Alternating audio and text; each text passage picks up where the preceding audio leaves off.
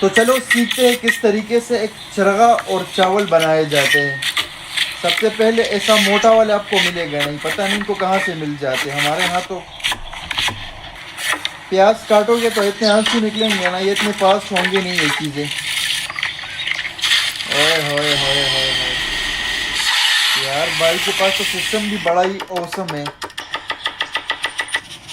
वैसे इतना तेज कैसे काटा जाता है? एक्सपीरियंस मांगता है बाबा, एक्सपीरियंस। ओए होए, इतनी सुर्ख मिर्च डालोगे ना तो फिर आपको वॉशरूम में जवाब भी देना पड़ेगा।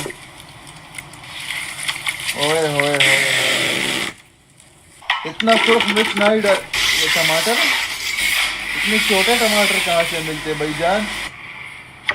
ओए होए होए, ये अरबियों का खाना मुझे लगता है, मंदी टाइप या कोई इस तरीके का।